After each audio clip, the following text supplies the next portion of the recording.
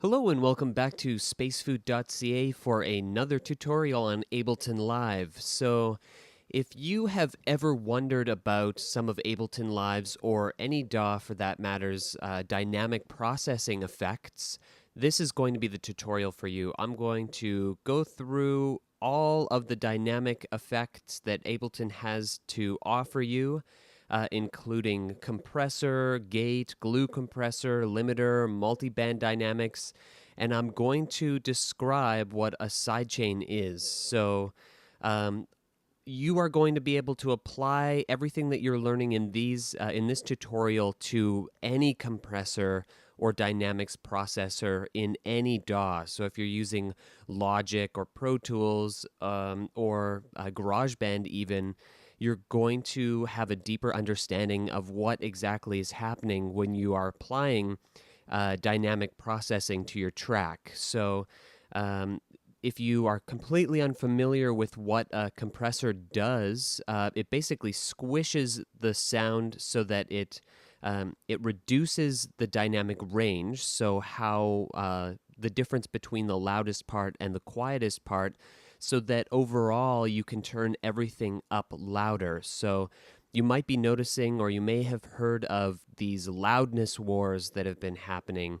And essentially, what that is people are getting their hands on, well, this is my theory anyway. People are getting their hands on all of these compressors and really high quality programs that are emulating analog compressors and whatnot, and they're just juicing the hell out of them. And so what's happening is we're hearing all of this super loud music. Like the dynamic range is like minus 3 dB or less. And anyway, I strongly advise you to be very careful with using dynamic processors. They can be very effective as a tool, but they can also end up really making a mess of your mix, and it's hard to listen to an over compressed track because it just fatigues the listener's ear like so drastically. So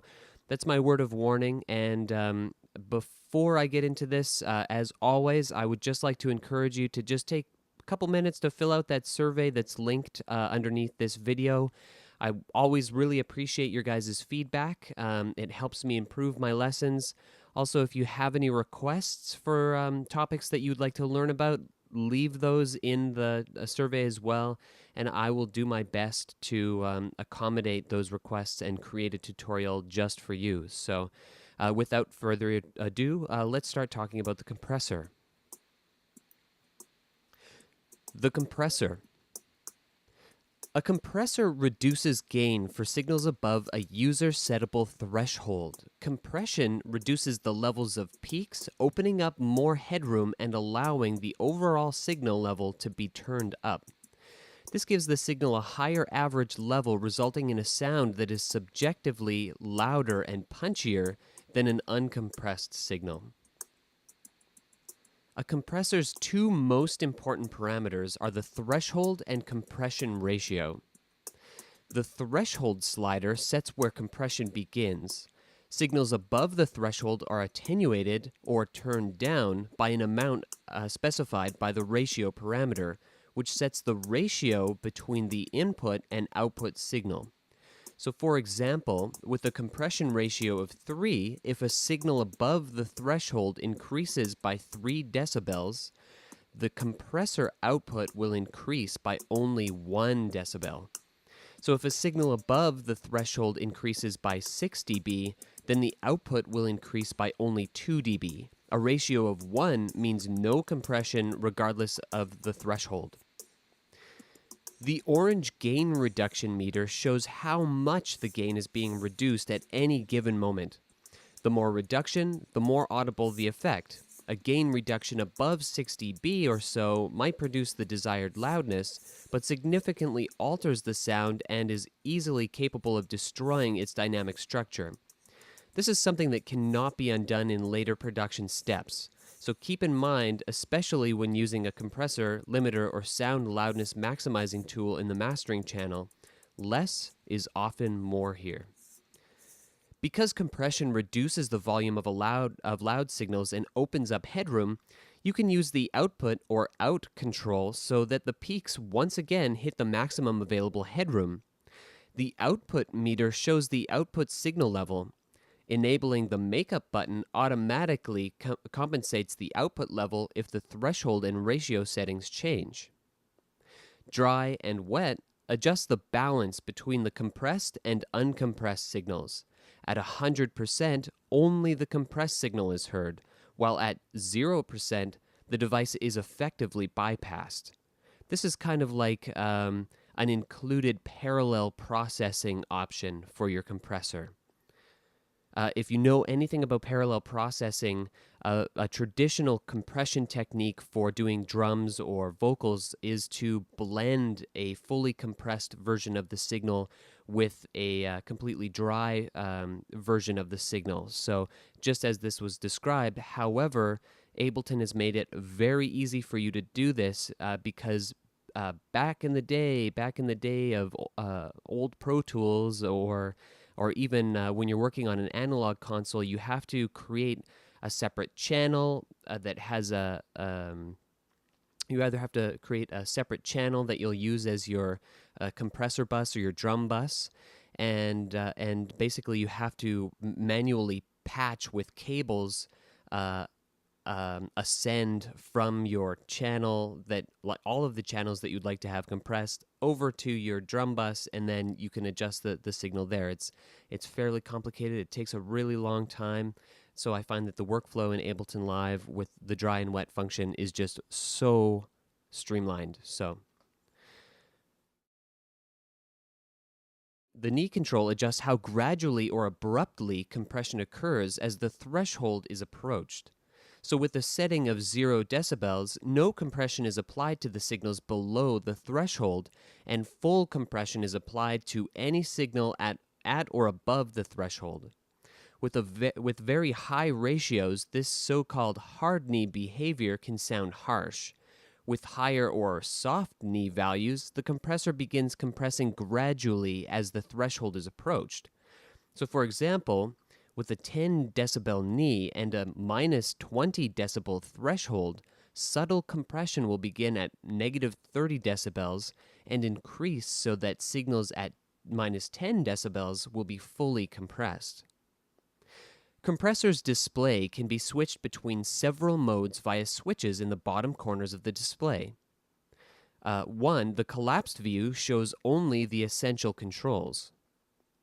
The transfer curve shows the input level on the horizontal axis and output levels vertically. This view is useful for setting the knee parameter, which is visible as a pair of dotted lines around the threshold. The activity view shows the level of the input signal in light gray. In this mode, the GR and output switches toggle between showing the amount of gain reduction in orange or the output level in a darker gray. These views are useful for visualizing what's happening to the signal over time.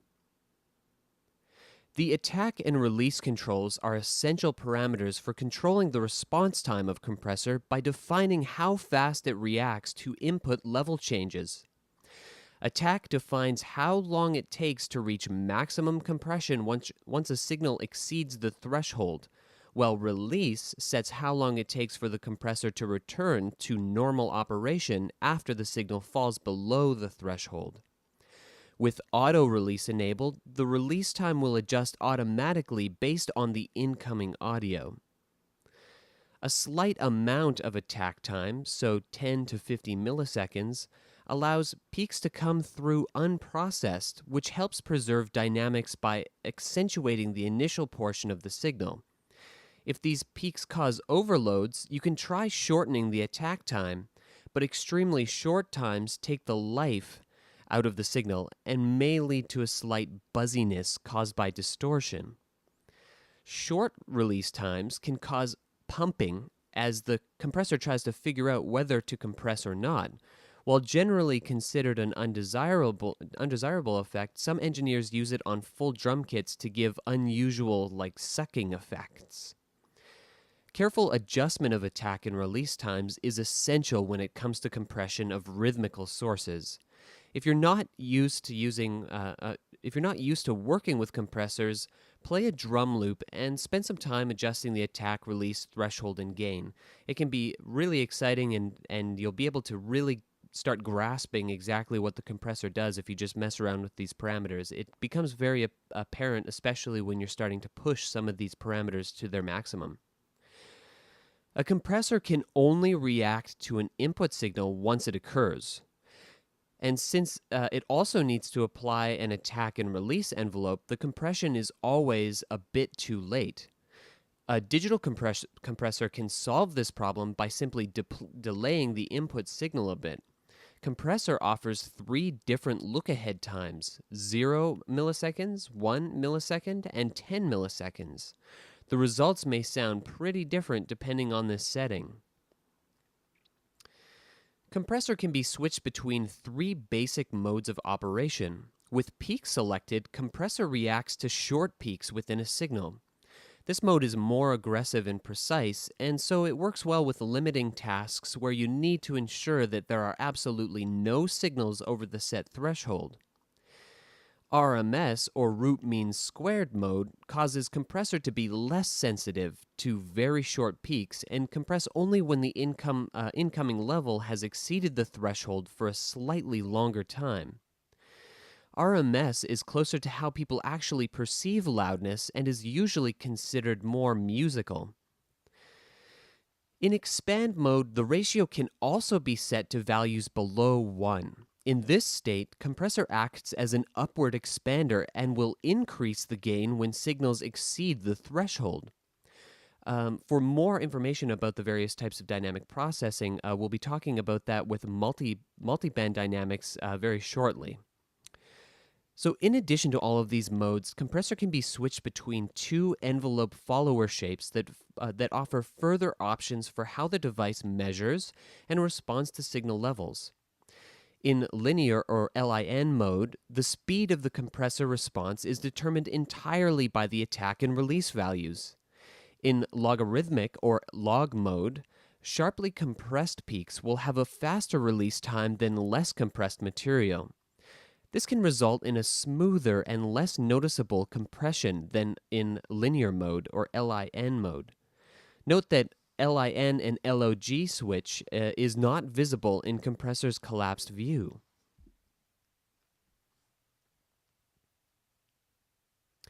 Sidechain parameters.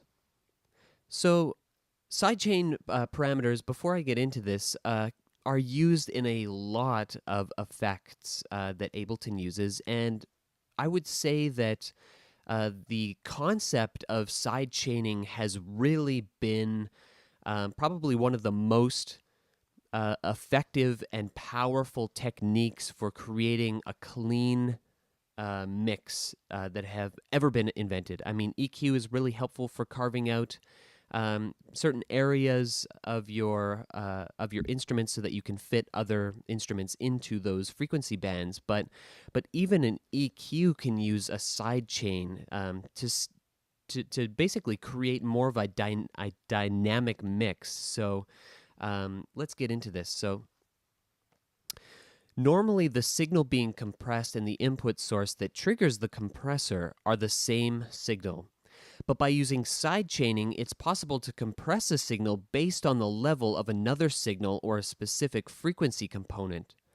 To access the sidechain parameters, unfold the compressor window by toggling the Unfold button in its title bar. The sidechain parameters are divided into 2 sections. On the left are the external controls. Enabling this section with the sidechain button allows you to select any of Live's internal routing points from the choosers below. This causes the selected source to act as the compressor's trigger instead of the signal that's actually being compressed. The gain knob adjusts the level of the external sidechain's input, while the dry and wet knob allows you to use a combination of sidechain and the original signal as the compressor's trigger. With dry and wet at 100%, the compressor is triggered entirely by the sidechain source.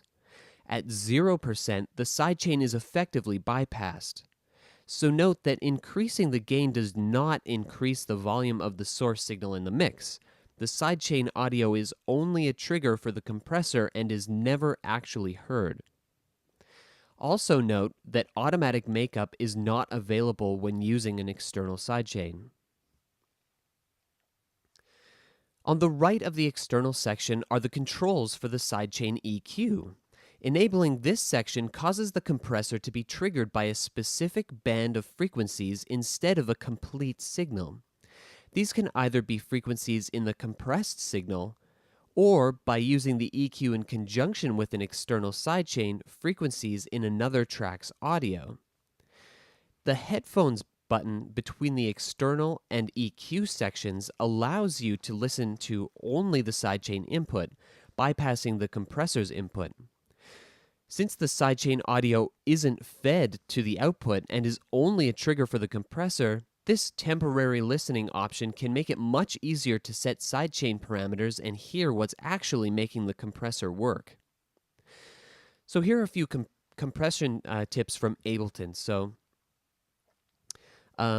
First off, mixing a voiceover. So sidechaining is commonly used for so-called ducking effects. So, for example, imagine that you have one track containing a voiceover and another track containing background music, like what you hear on the radio. Since you want the voiceover to always be the loudest source in the mix, the background music must get out of the way every time the narrator is speaking. So to do this, automatically insert a compressor on the music track, but select the narration track's output as the external sidechain source. I've also noticed that this technique is being used on CBC radio, where the host has actually created their track as the sidechain source for any other member or any other guest on the radio show's audio track. So no matter what, if the host wants to talk over top of the guest, they will always be louder. So this is very useful for creating, even for creating a tutorial like this. If I had some music in the background, I could just sidechain my voice channel over top so that I'm always louder than the music or the background track. Sidechaining in dance music. So this is something that you're probably going to be really interested in learning, because most likely you're interested in learning how to produce electronic music. So sidechaining or ducking is a dance music producer's secret weapon, because it can help ensure that bass lines or even whole mixes always make room for the kick drum. So by inserting a compressor on the bass or master track and using the kick drums track as the sidechain input, you can help to control problematic low frequencies that might interfere with the kick drum's attack. So using the sidechain EQ in conjunction with this technique can create ducking effects, even if you only have a mixed drum track to work with, as opposed to an isolated drum kick. In this case, insert the compressor on the track you want to duck, then choose the drum track as an external sidechain source, then enable the sidechain EQ and select the low-pass filter. By carefully adjusting the frequency and Q settings, you should be able to isolate the kick drum from the rest of the drum mix. Using the sidechain listen mode, this can help you tune the EQ until you find settings that you're happy with. Note that mastery of these techniques may result in a noticeable increase in drink tickets, remix offers, and dates. Nice one, Ableton. That was good. Just a note about legacy mode. So if you're using an older version of Ableton and you're switching up to a newer one, so Compressor's internal algorithms were updated in Live 9 in collaboration with Dr. Joshua D. Rice of the Center for Digital Music in Queen Mary University of London. So live sets that use Compressor and which were made in earlier versions of Live will show an upgrade button in the title bar of each instance of Compressor when loading the set in Live 9. So press the upgrade button in order to upgrade that compressor instance to the latest improved algorithms. But please note that this may cause your set to sound a bit different. The gate.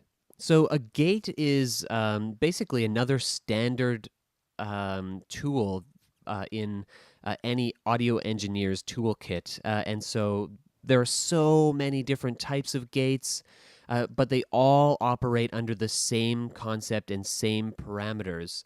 But you'll be able to find third-party gates that have extra features, or maybe they're exactly the same as the Ableton gate, but they just look different.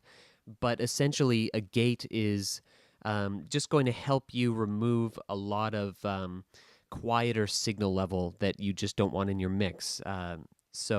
The gate. So the gate effect passes only signals whose level exceeds a user-specified threshold. A gate can eliminate low-level noise that occurs between sounds, so hiss or hum, or shape a sound by turning up the threshold so that it cuts off reverb or delay tails or truncates an instrument's natural decay. As of Live 9, Gate's internal behavior has been subtly improved, so although it works more correctly than it did in previous Live versions, Live sets that use Gate and which were made prior to Live 9 may sound slightly different. So to ensure that older sets sound exactly the same, the Gate Legacy Mode option will be enabled by default when loading an old set that uses Gate. So you can disable this via the context menu entry in the Gates title bar by right-clicking on a PC or control-clicking on a Mac.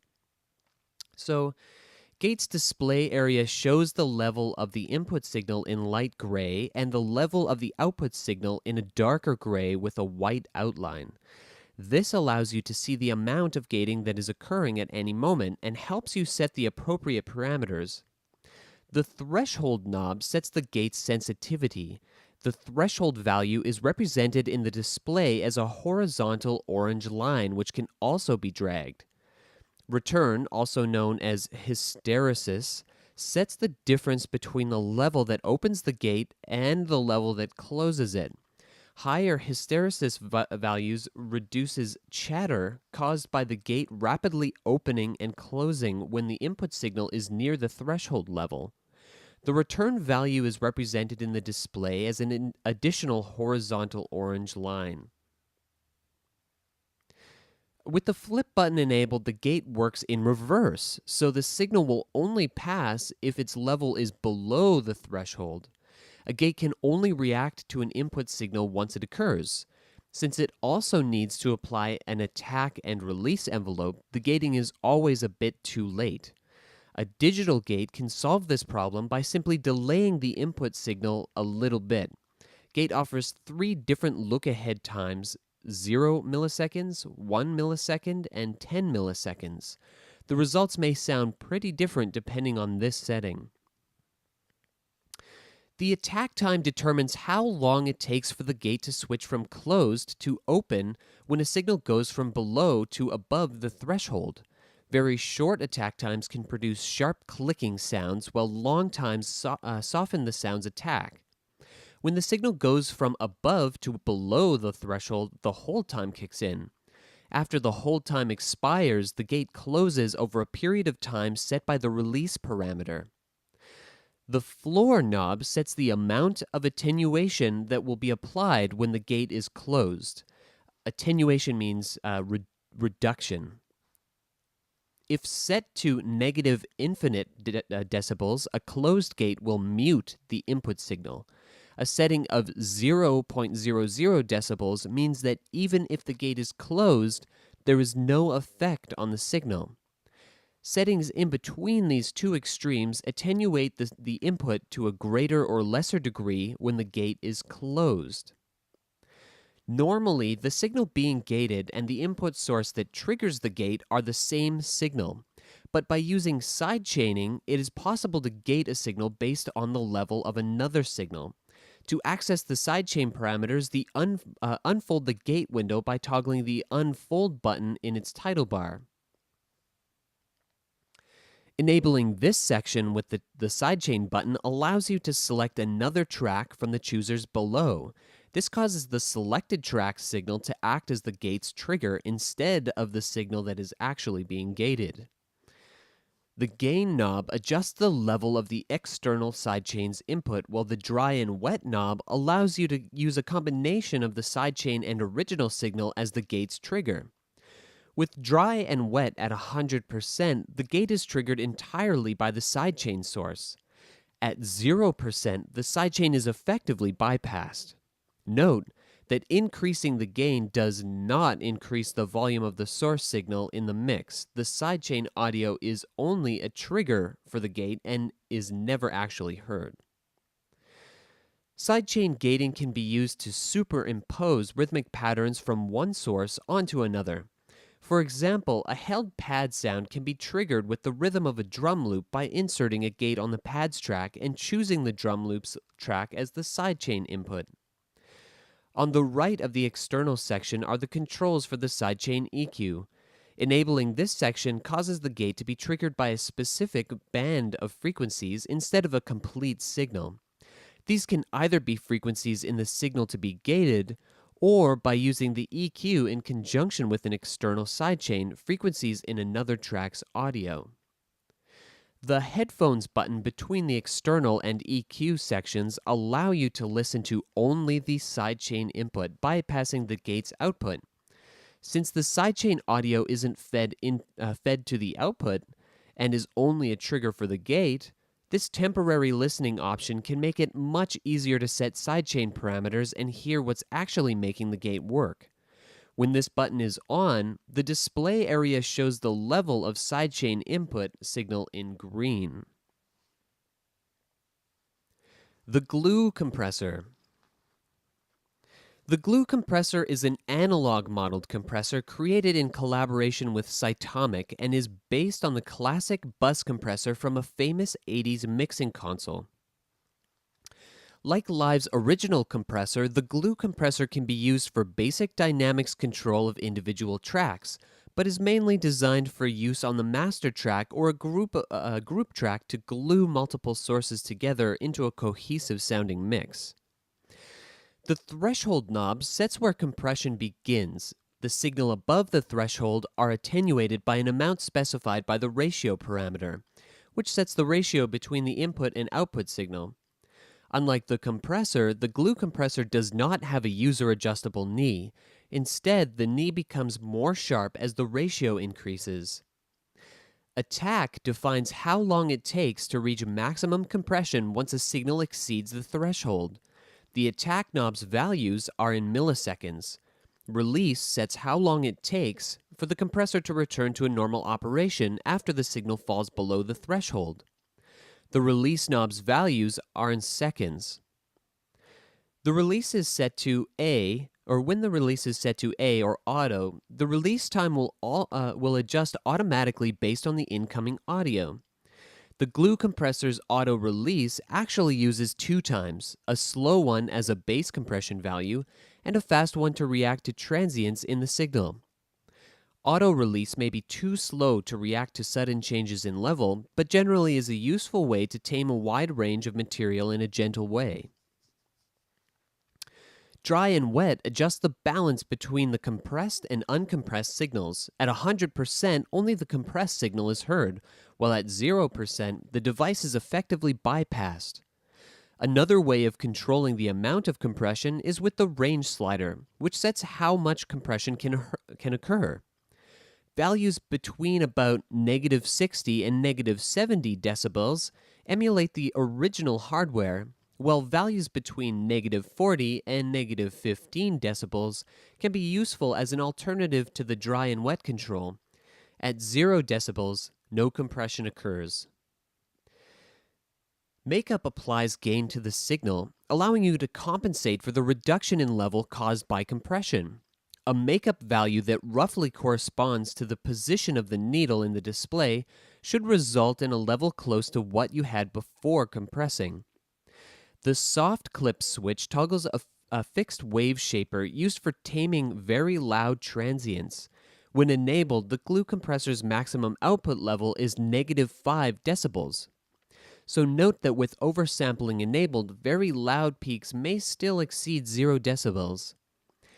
The soft clipper is not a transparent limiter and will distort your signal when active. We recommend, or I guess Ableton recommends, leaving it disabled unless this particular type of color distortion is what you're looking for.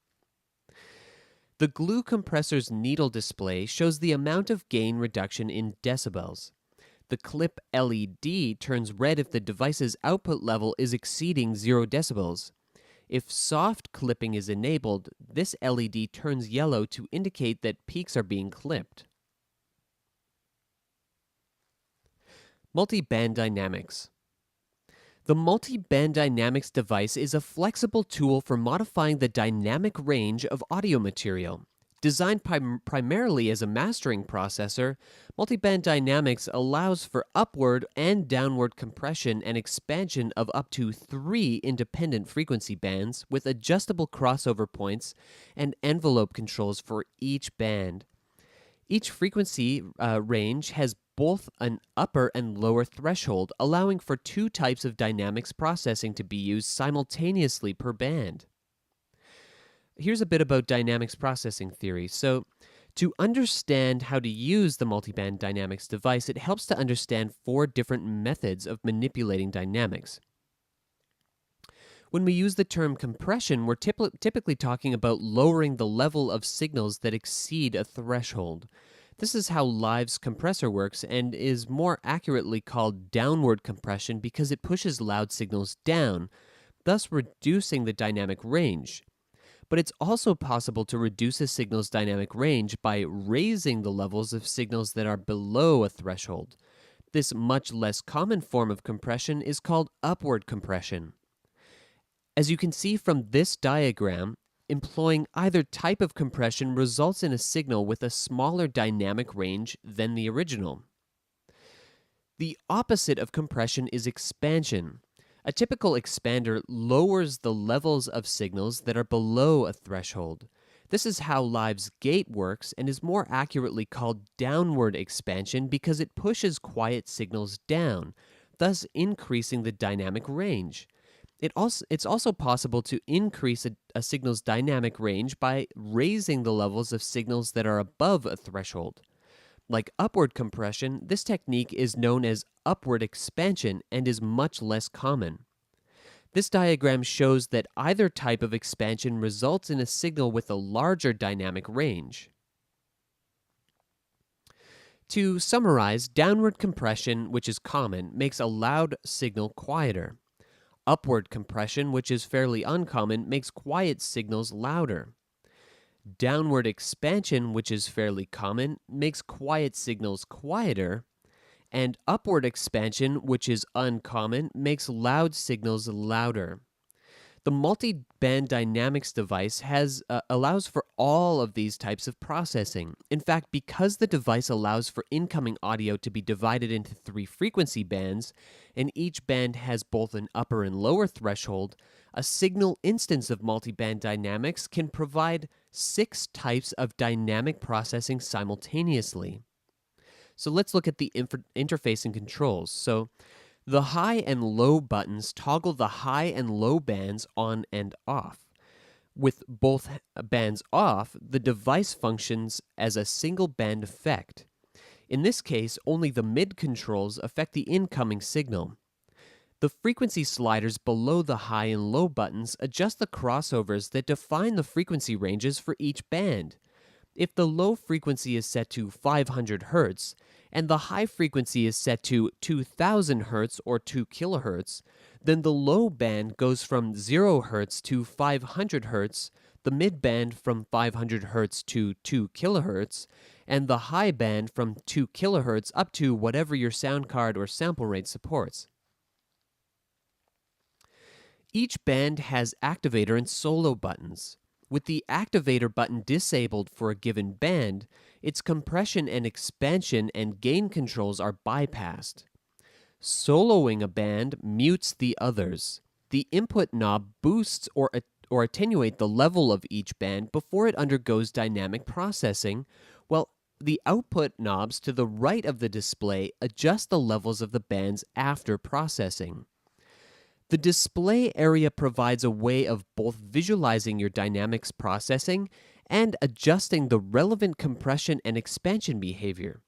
For each band, the output level is represented by large bars, while the input level before processing is represented by small bars. With no processing applied, the input meters will be aligned with the top of the output meters. The scaling along the bottom of the display shows decibels. As you adjust the gain or dynamics processing for a band, you can see how its output changes in comparison to its input. As you move your mouse over the display, the cursor will change to a bracket as it passes over the edges of the blocks on the left or right side. These blocks represent the signal levels under the below and over the above thresholds, respectively. Dragging left or right on the edges of these blocks adjusts the threshold level. Holding down Shift while dragging a threshold will adjust the same threshold for all bands. You can hold down Alt on a PC or Alt on a Mac to simultaneously adjust the above and below thresholds for a signal band. As you mouse over the middle of the block, the cursor will change to an up to down arrow. Click and drag up or down to make the signal within the selected volume range louder or quieter. Holding down Shift while dragging up or down will adjust the volume of the same block for all bands. Hold down Alt on a PC or Alt on a Mac to simultaneously adjust the above and below volumes for a single band. Double-clicking within the region resets the volume to its default. In technical terms, lowering the volume in the block above the above threshold applies downward compression, while raising it applies upward expansion. Likewise, lowering the volume in the block below the below threshold applies downward expansion, while raising it applies upward compression. In all cases, you are adjusting the ratio of the compressor or expander. The thresholds and ratios of all bands can also be adjusted via the column to the right of the display. The T, B, and A buttons at the bottom right of the display area toggle between displaying the time, so attack and release, below threshold and ratio, and above threshold and ratio for each band. For the above thresholds, attack defines how long it takes to reach maximum compression or expansion once a signal exceeds the threshold, while release sets how long it takes for the device to return to normal operation after the signal falls below the threshold. For the below thresholds, attack defines how long it takes to reach maximum compression or expansion once a signal drops below the threshold, while release sets how long it takes for the device to return to normal operation after the signal goes above the threshold. With soft knee enabled, compression or expansion begins gradually as the threshold is approached. The RMS/peak switch also affects how quickly multiband dynamics respond to level changes. With peak selected, the device reacts to short peaks within a signal. RMS, or root mean square mode, causes it to be less sensitive to very short peaks and to begin processing only when the income level has crossed the threshold for a slightly longer time. The global output knob adjusts the overall output gain of the device. The time control scales the durations of all of the attack and release controls. This allows you to maintain the same relative envelope times but make them all faster or slower by the same amount. The amount knob adjusts the intensity of the compression or expansion applied to all bands. At 0%, each compressor or expander has an effective ratio of 1, meaning that it has no effect on the signal. Multiband compressor also features some sidechain parameters. Normally, the signal being processed and the input source that triggers the device are the same signal, but by using sidechaining, it's possible to apply dynamics processing to a single band based on the level of another signal or a specific frequency component. To access the sidechain parameters, unfold the multiband dynamics window by toggling the Unfold button in its title bar. Enabling the sidechain button allows you to select any of Live's internal routing points from the choosers below. This causes the selected source to act as the device's trigger instead of the signal that is actually being processed. The gain knob adjusts the level of the external sidechain's input, while the dry and wet knob allows you to use a combination of sidechain and original signal as the trigger. With dry and wet at 100%, the device is triggered entirely by the sidechain source. At 0%, the sidechain is effectively bypassed. Note that increasing the gain does not increase the volume of the source signal in the mix. The sidechain audio is only a trigger for the device and is never actually heard. The headphones button allows you to listen to only the sidechain input by bypassing the device's output. Since the sidechain audio isn't fed to the output and is only a trigger for the device, the temporary listening option can make it much easier to set sidechain parameters and hear what's actually making the device work. So here are a few multiband dynamics tips from Ableton Live. So multiband dynamics is a feature-rich and powerful device capable of up to 6 independent types of simultaneous processing. Because of this, getting started can be a bit intimidating. So here are, of course, some real-world applications to give you some ideas. So basic multiband compression. So by using only the upper thresholds, multiband dynamics can be used as a traditional downward compressor. Adjust the crossover points to suit your audio material, then apply downward compression by dragging down in the upper blocks in the display or by setting the numerical ratio to the values greater than 1. Another application of the multiband compressor is for de-essing, so to remove the harshness of S sounds from dialogue or from vocals. To remove that harshness caused by overly loud, high-frequency content, try enabling only the upper band and setting its crossover frequency to around 5 kHz. Then gradually adjust the threshold and ratio to apply subtle downward compression. It may help to solo the band to more easily hear the results of your adjustments. Generally, de-essing works best with a fairly fast attack and release time. Uncompression. So mastering engineers are often asked to perform miracles, like adding punch and energy to a mix that has already been heavily compressed, and thus has almost no remaining transients. Most of the time, these mixes have also been heavily maximized, meaning that they also have no remaining headroom. So luckily, upward expansion can sometimes help add life back to such overly squashed material. To do this, just turn down the input knob to provide some additional headroom. Adjust the above thresholds for the bands so that they're below the highest peaks. Then add a small amount of upward expansion to each band, but be careful because excessive upward expansion can make transients very loud.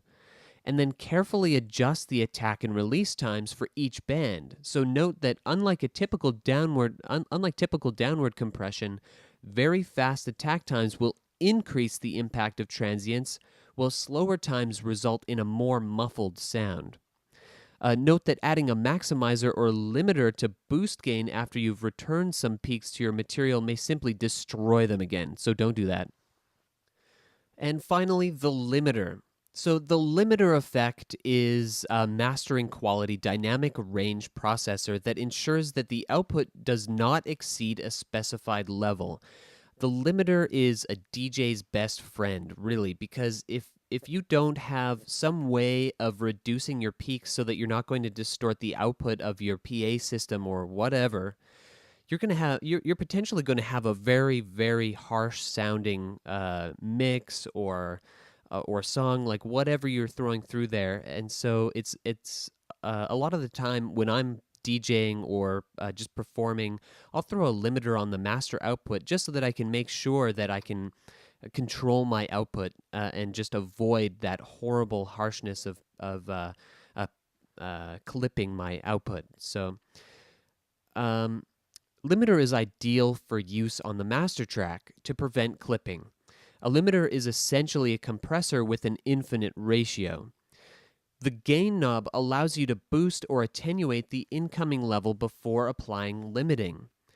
Ceiling sets the absolute maximum level that the limiter will output. If your incoming signal level has no peaks that are higher than the ceiling, the limiter will have no effect. The stereo, left, and right switch determines how limiter treats peaks that occur on only one side of the stereo signal. In L and R mode, limiter functions as two separate limiters, with independent limiting for each channel, the right and the left channel. Stereo mode applies limiting to both channels whenever either of them has a peak that requires compression. L and R mode allows limiter to apply more compression but with some distortion of the stereo image. The look-ahead chooser affects how quickly limiter will respond to peaks that require compression. Shorter look-ahead times allow for more compression, but with an increase in distortion, particularly in the bass. The release knob adjusts how long it takes for limiter to return to normal operation after the signal falls below the ceiling. With auto-enabled, limiter analyzes the incoming signal and sets an appropriate release time automatically. The meter gives a visual indication of how much gain reduction is being applied to the signal. Note that any devices or channel faders that appear after limiter may add gain. To ensure that your final output will never clip, place the limiter as the last device in the master track's device chain and keep your master fader below 0 decibels. All right, so just to wrap everything up, dynamic processing is one of the main fundamental techniques and tools for creating a clean mix without distortion. But you have to remember that it's really easy to overuse compression. And when you're applying these effects, I encourage a culture of A-being. So when you apply compression to a sound source and you feel like you've got the levels to a place where you'd like it, just continuously check how that signal sounds with and without the compressor or dynamics processing engaged, just so that you can get a grasp of what exactly you're doing to the sound, because you can get too close to your production and you basically become blind to the effects of a lot of these processors, and then if you are like me and you get really excited after you're done and you just like want to share the song to somebody, because they haven't been listening to the track for like 8 hours in a row, they're going to be like, what is this garbage? It just sounds like loud white noise, basically. So just be really, really careful.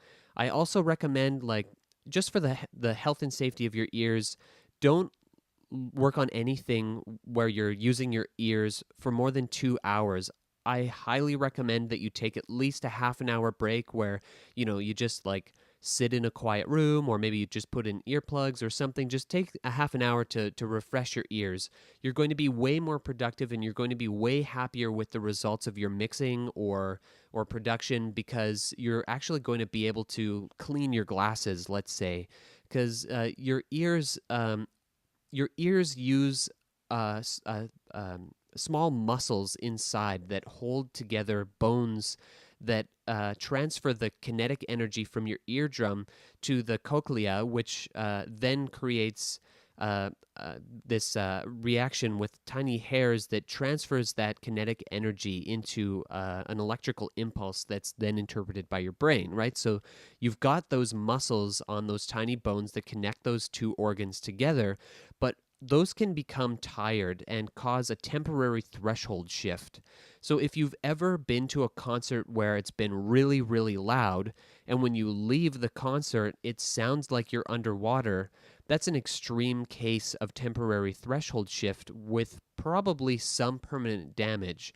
But if you're listening to music, at a fairly, like, even just at a reasonable level for 2 hours, you're basically listening to the same band of frequencies for 2 hours straight, and your ears are going to experience that temporary threshold shift, and you're not going to feel surprised or interested, or you're not going to be able to recognize tiny nuances in the frequency in the frequencies in your production. So just take regular breaks, be healthy, go to bed early, don't be intoxicated when you're working on music, and just have an overall healthy lifestyle. And that's going to really help you produce the best music that that you can ever make, and that you'll be able to be productive and finish tracks on a regular basis. So thank you so much for tuning in. This was a really long one, but I covered all of the dynamics processing that's in Ableton, in the Ableton Manual, and like